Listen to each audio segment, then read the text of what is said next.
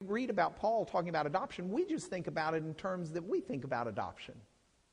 But there are some differences. And so adoption in Rome, for example, typically didn't happen with babies. It happened with grown-ups. Adoption in Rome is very different. There were two words that were used for Roman adoption. One is adoptio and one is adrogatio. And I've asked Opera Man, where is he? Opera Man, would you come up here briefly? This is going to save us a little bit of time in class. Opera Man, the stage is yours. Adopted is adoptio. Another word is adoptigatio. No time with classo. Read your written lesson. Oh. Thank you, Opera Man. Thank you, Opera Man. We didn't have time to get the wig and the cape on him.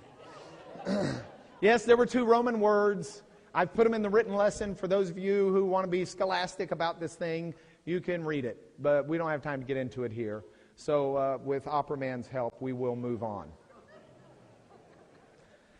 As we talk about Roman adoption, by the way, I have, if you ever want to come over to the house and spend a day being a nerd, I have Roman law.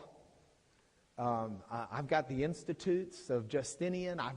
You can pull Roman legal books off of our shelves and read what the law was. This is not, gee, we think.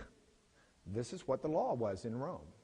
Now, I tell you that to say that while you can come over and read it, and while I can read it, and while we can talk about it in here, anytime we're dealing with a subject like this, two warning signs flash in my brain, so I want them to flash in yours. Warning sign number one, Paul was not a Roman lawyer. The intricacies and delicacies of the law he may have understood, but he wasn't trained to understand it. And we always want to be careful because we never want to take Scripture further or in directions that God doesn't intend Scripture to be taken. God tells us a lot of information about Paul. But I tell you that to say, that's a warning sign in my brain, and I use that warning sign as I prepared this lesson.